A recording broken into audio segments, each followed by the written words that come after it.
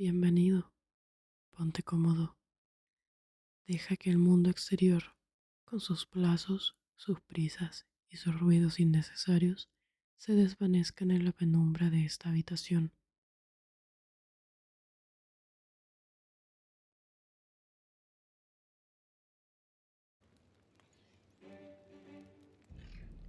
Mientras tus ojos observan el ir y venir de estos incansables castores, construyendo su utopía de madera, te invito a dirigir tu mente hacia otro reino, un reino mucho más cercano de lo que imaginas, un microcosmos que respira, lucha y sueña justo debajo de ti.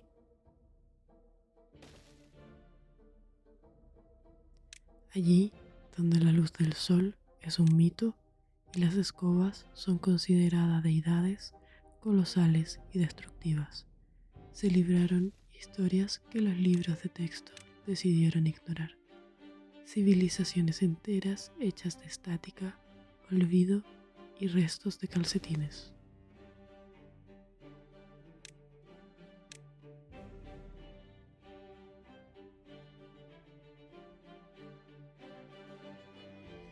Esta noche no venimos a hablar de los grandes imperios de la humanidad, vinimos a narrar las crónicas olvidadas del imperio de las pelusas, una epopeya absurda, silenciosa y profundamente pacífica que tuvo lugar en el verano del 2014, bajo el mismo sofá donde quizás hoy buscas descanso.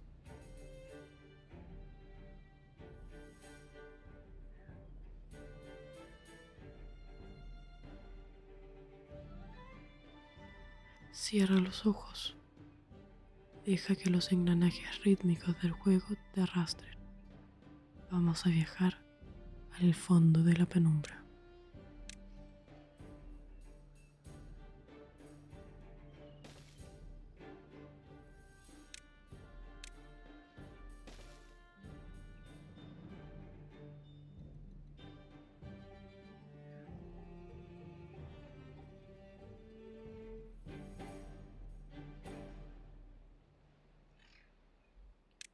Espacio, tiempo, materia.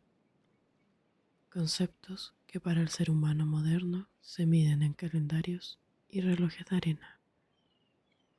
Pero aquí abajo, en la penumbra perpetua que se extiende entre la pata izquierda del diván y el envoltorio olvidado de un caramelo de menta del 2011, el tiempo se mide en otra escala.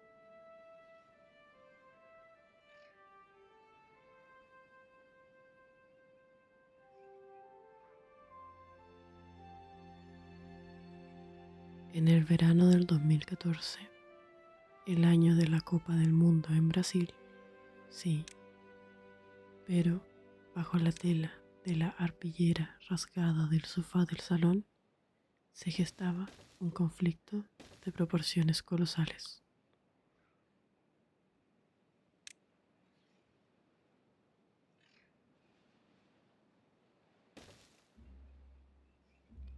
Contemplamos este paisaje.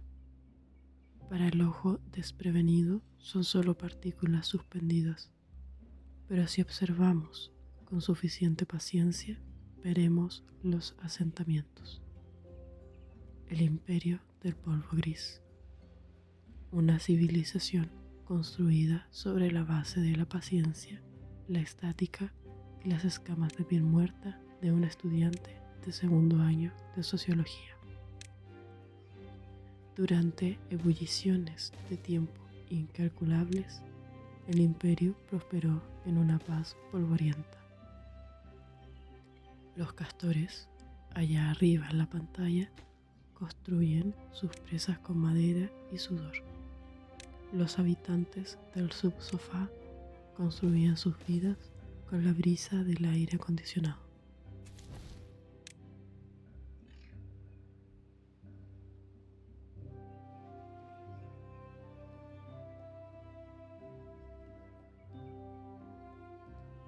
Toda gran caída comienza con una bendición aparente.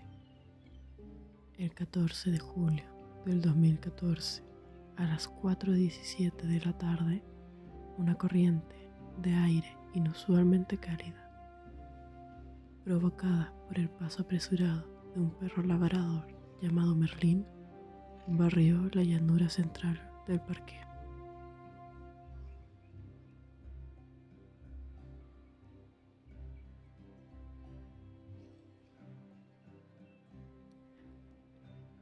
Con la corriente llegó el catalizador del caos, un trozo de palomita de maíz a medio masticar y 3 hilos de lana de un calcetín navideño color verde fango. No buscábamos la guerra, escribía más tarde el archivero de la Pelusa en un fragmento de etiqueta de colchón, pero la abundancia es un suelo fértil para la codicia.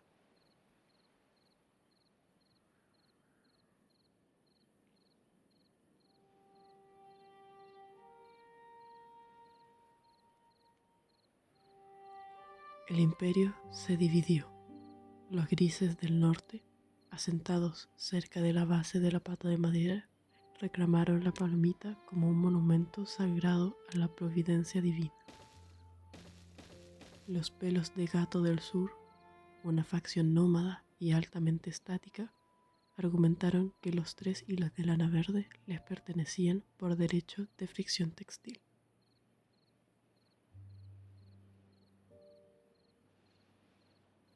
La diplomacia duró lo que tarda en caer una pestaña. La gran discordia textil había comenzado.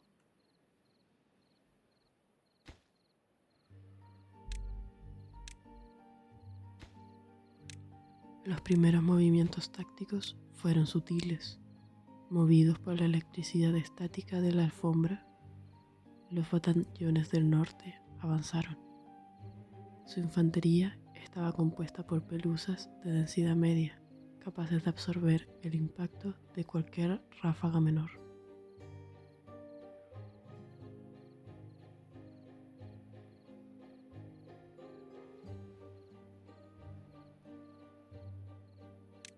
A mediados de agosto, el conflicto alcanzó su punto álgido en los páramos del Klip Oxidado, un territorio inhóspito marcado por un clip de papel de 1998 que había perdido su elasticidad.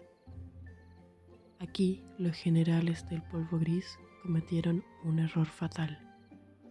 Olvidaron que los pelos del gato del sur contaban con el apoyo de pelusas de hilo dental usado, una fuerza mercenaria pegajosa y despiadada.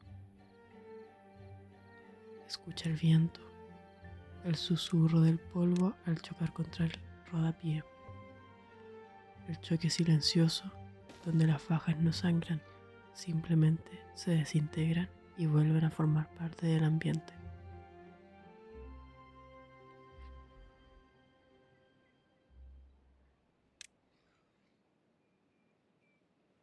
Los castores en la pantalla desvían los ríos, buscando la supervivencia de la colonia. Abajo, los hilos de lana verde se enredaban en el clip, creando una fortificación impenetrable. Los grises del norte se vieron obligados a retirarse hacia la zona de la moneda de 10 centavos de euro, un desierto de metal frío donde la estática iba a morir.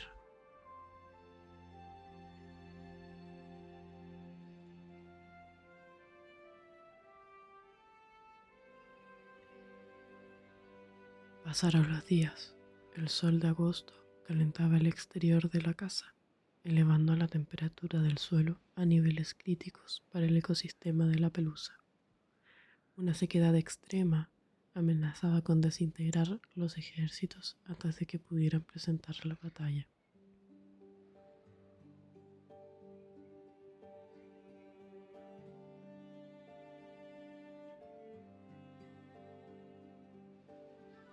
El asedio a la moneda de 10 centavos duró 3 siestas humanas completas. Nadie entraba, nadie salía. Las pelusas defensoras, desprovistas de nuevos aportes de caspa o hilos de alfombra, comenzaron a perder masa crítica. Se volvieron translúcidas. Es el destino de toda pelusa que olvida sus orígenes. convertirse una vez más en nada. Fue entonces cuando ocurrió el milagro de la tercera siesta.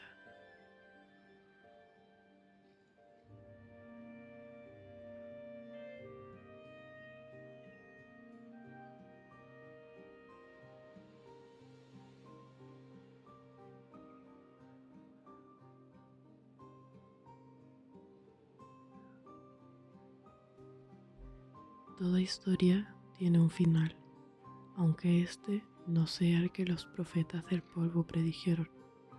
Los imperios caen no por la espalda del enemigo, sino por la intervención de fuerzas cósmicas que escapan a su comprensión.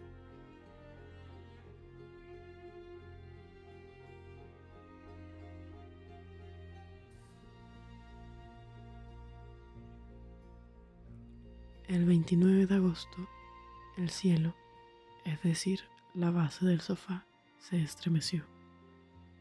Un estruendo mecánico, un rugido que hizo temblar hasta los cimientos del clip oxidado, anunció la llegada del apocalipsis.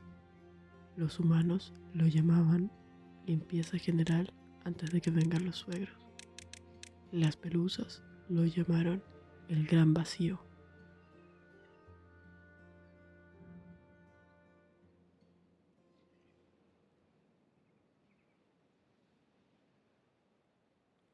Una enorme bestia de plástico rojo y tubo corrugado se adentró en la penumbra. Su boca de plástico transparente no distinguía entre el gris del norte o el pelo de gato del sur. No le importaban los hilos de lana verde ni la soberanía de la palomita de maíz. Miré al monstruo a los ojos de filtro. Epa, recordó un superviviente que logró refugiarse en una grieta de rodapié. Y vi el fin de toda la creación textil.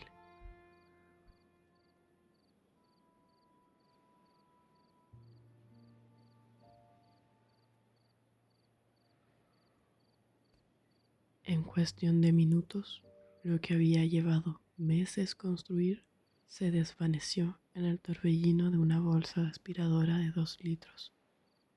Los héroes de la resistencia, las pelusas que habían sobrevivido a 3 inviernos de calefacción central, fueron succionadas hacia una dimensión de oscuridad eterna y bolsas de repuesto.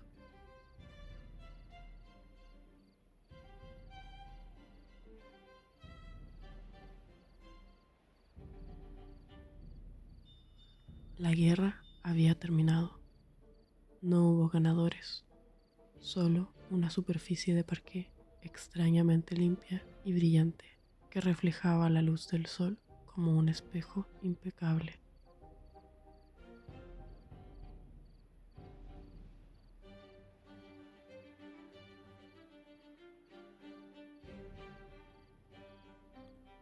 Pero el polvo, al igual que los castores que observas construir sus imperios de madera, siempre encuentran una manera.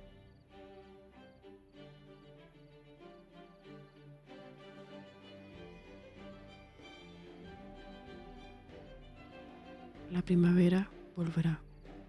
Los calcetines caminarán de nuevo sobre la alfombra.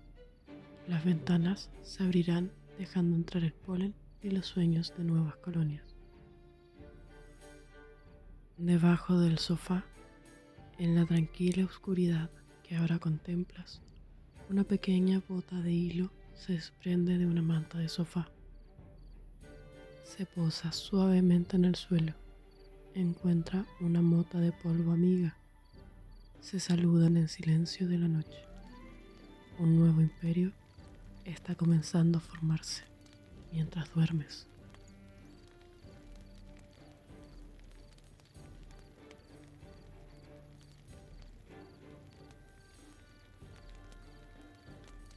Cierra los ojos. Deja que el agua del río de los castores fluyan. El imperio de la pelusa descansa en paz, esperando su próximo verano. Buenas noches.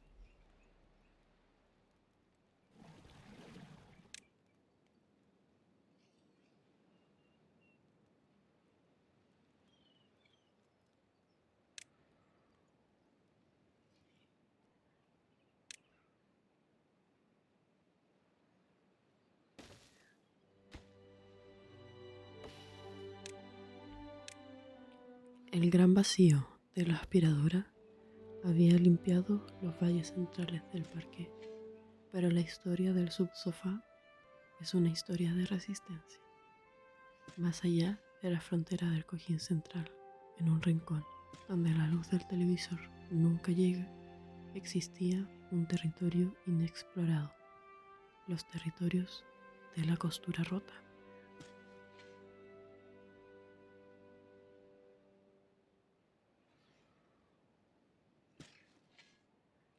Aquí el polvo no era gris, era un polvo azulado, denso, alimentado por los restos de una alfombra persa de imitación comprada en un mercadillo en el año 2004. Mientras contemplas a los castores levantar sus torres de madera en la seguridad de su río, los colonos de la pelusa azul iniciaban su propia construcción en la más absoluta penumbra.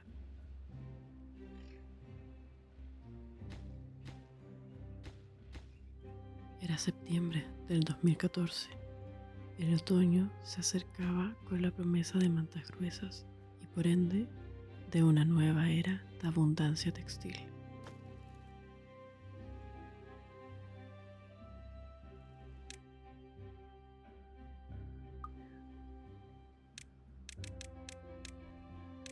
Todo imperio necesita un líder y el de la costura rota encontró el suyo en un cabo suelto de hilo de bordar rojo de aproximadamente 4 centímetros de largo que se habría desprendido de un cojín decorativo.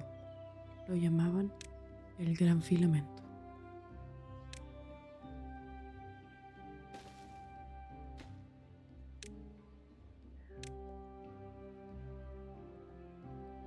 Bajo su dirección, las pelusas nómadas del sector del norte empezaron a agruparse, aprendiendo el arte de la cohesión pasiva. No usaban herramientas, simplemente dejaban que la gravedad y el paso casual de unos pies descalzos los empujaran los unos contra los otros, fusionándose en estructuras cada vez más complejas.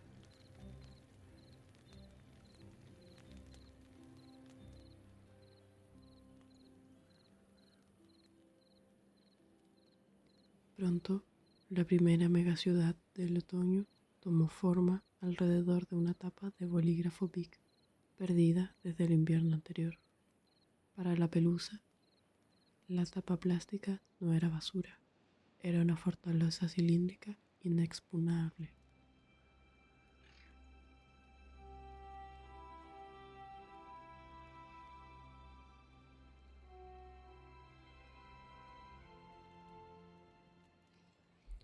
La paz, sin embargo, es un estado transitorio en el universo del subsofá. A mediados de octubre, un evento geológico de magnitudes catastróficas alteró el equilibrio de la costura rota.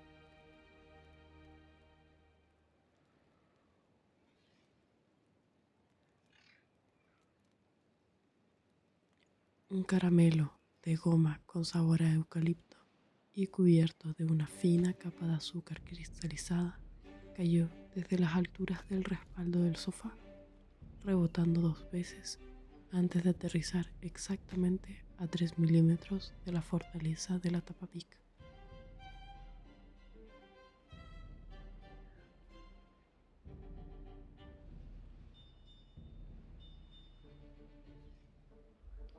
Al principio fue considerado un monolito sagrado. Las pelusas se acercaban a venerar su superficie brillante, pero el calor de la calefacción central comenzó a encenderse por primera vez en el año. El caramelo empezó a sudar. Su resina dulce y pegajosa se extendió por el parque como una ola de lava invisible y lenta.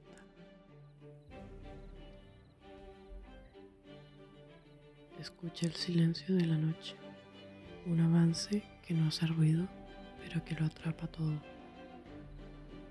Las pelusas periféricas quedaron atrapadas en el almíbar, convirtiéndose en estatuas fosilizadas, monumentos eternos a la dulzura destructiva.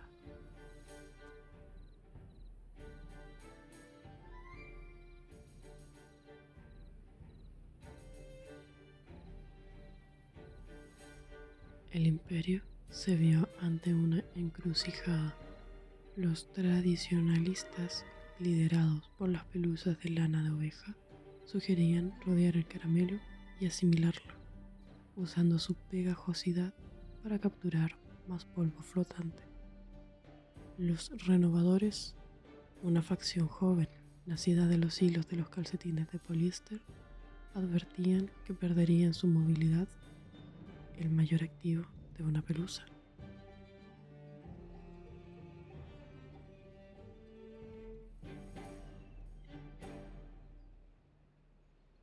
La tensión aumentó cuando una tormenta eléctrica en el exterior cargó el ambiente de los humanos con un nivel inusualmente alto de electricidad estática. Las pelusas de poliéster comenzaron a levitar levemente, separándose del suelo, impulsados por una fuerza magnética invisible.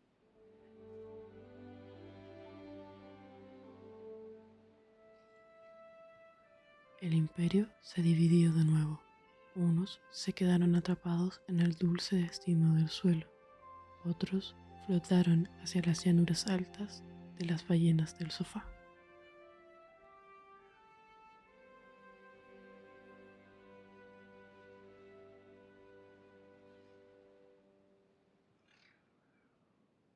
Para noviembre, la dinámica del salón había cambiado. Los humanos ya no abrían las ventanas, pero el tiro de la chimenea creaba corrientes de aire frío que corrían a ras de suelo como ríos de hielo.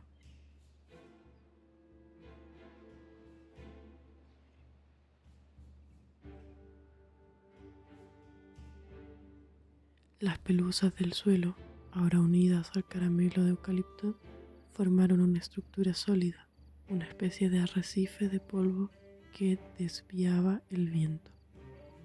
Los habitantes flotantes, atrapados en la del inferior del sofá, observaban desde las alturas cómo el frío estabilizaba su mundo.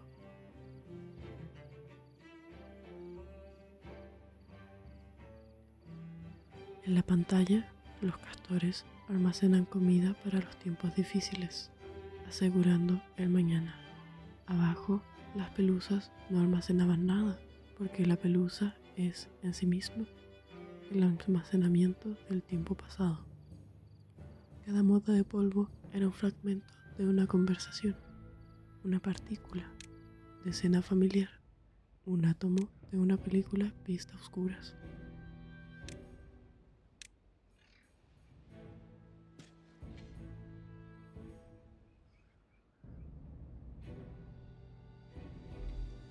El invierno avanzó y con él la inevitable entropía. El caramelo se secó por completo, perdiendo su poder magnético. Las pelusas de poliéster perdieron su carga estática y descendieron lentamente como copos de nieve gris, volviendo a mezclarse con sus hermanas del suelo.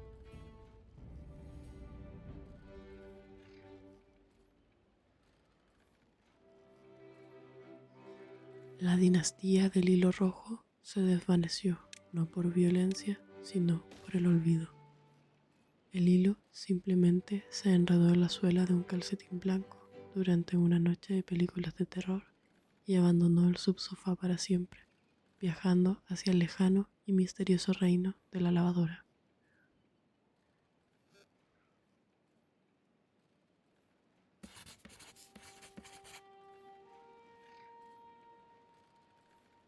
Pero la penumbra permanece, los imperios se elevan y caen con el tiempo que te toma parpadear, y mientras tus ojos se vuelven más pesados y el sonido de los castores te acompaña en la distancia, el polvo vuelve a sentarse.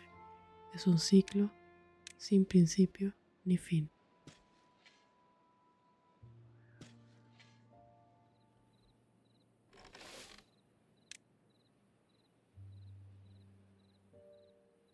Descansa, el subsofá está en calma, todo está en su lugar. Buenas noches.